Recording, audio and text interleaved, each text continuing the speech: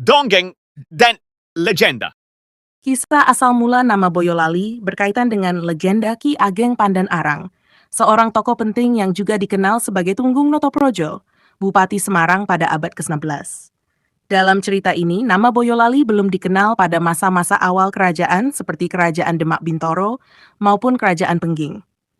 Menurut legenda yang berasal dari Serat Babat Pengging dan Serat Mataram, Ki Ageng Pandan Arang diberikan tugas oleh Sunan Kalijaga, salah satu dari Wali Songo, untuk melakukan syiar Islam di Gunung Jabal Lakat di Tembayat yang berada di daerah Klaten.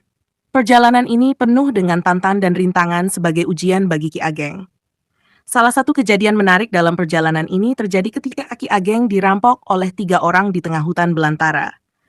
Para perampok itu mengira bahwa Ki Ageng membawa harta benda, tetapi mereka salah. Tempat di mana peristiwa ini terjadi kemudian dikenal sebagai Salatiga. Setelah berhasil melewati insiden tersebut, Ki Ageng Pandan Arang melanjutkan perjalanannya hingga tiba di sebuah tempat yang banyak ditumbuhi pohon bambu kuning atau bambu ampel.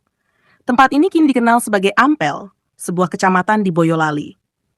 Selama perjalanannya yang jauh dan melelahkan, Ki Ageng Pandan Arang semakin menjauh dari anak dan istrinya.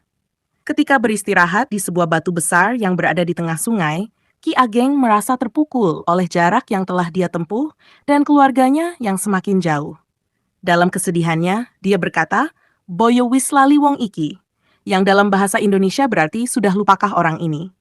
Ungkapan ini kemudian menjadi asal mula nama Boyolali, yang berasal dari frasa Boyo wis lali. Batu besar yang disebut-sebut dalam cerita ini berada di Kali Pepe, sungai yang membelah kota Boyolali.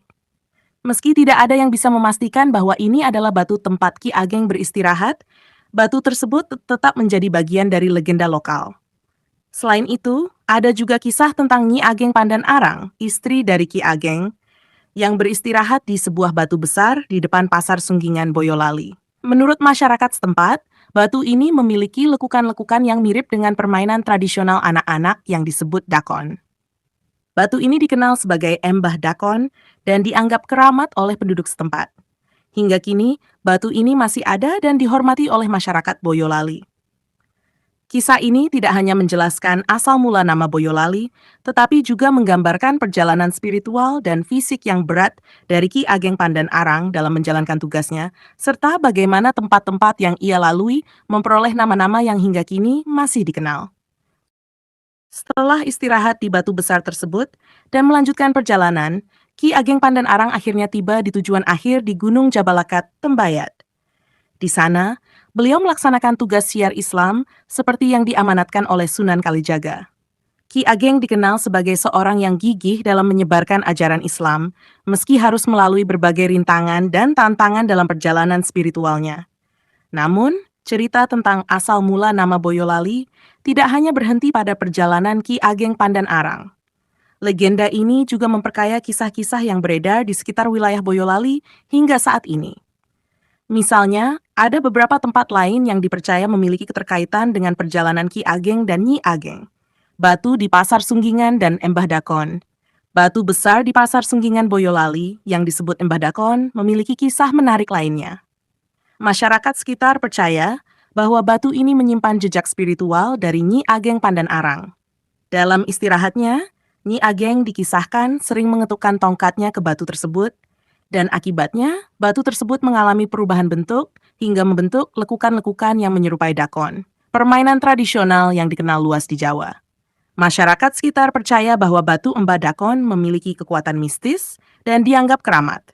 Hingga kini, batu tersebut masih dihormati dan tidak ada yang berani mengusiknya. Batu ini menjadi salah satu situs lokal yang menarik perhatian karena kaitannya dengan sejarah dan spiritualitas masyarakat Boyolali. Kaitan dengan Ki Ageng Pandanaran dan Ampel.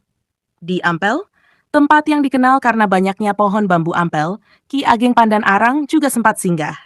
Nama Ampel ini, selain terkait dengan keberadaan bambu kuning, juga dihubungkan dengan nama salah satu wali Songo, Sunan Ampel, yang memiliki pengaruh besar dalam penyebaran Islam di Jawa.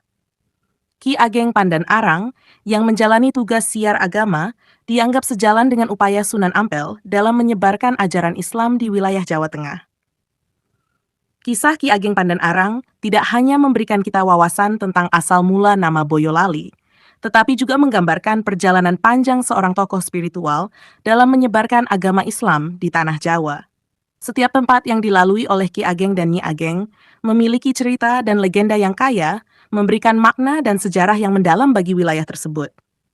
Nama Boyolali yang berasal dari ungkapan Boyo Wislali seolah menjadi simbol perjalanan panjang dan berat yang dilalui oleh Ki Ageng Pandan Arang. Batu-batu yang ada di Kali PPP dan Pasar Sunggingan pun menjadi saksi bisu perjalanan spiritual dan sejarah yang telah membentuk identitas daerah Boyolali hingga saat ini. Meski sebagian besar kisah ini berada dalam ranah legenda, cerita-cerita ini tetap hidup dalam ingatan masyarakat dan menjadi bagian penting dari warisan budaya Boyolali.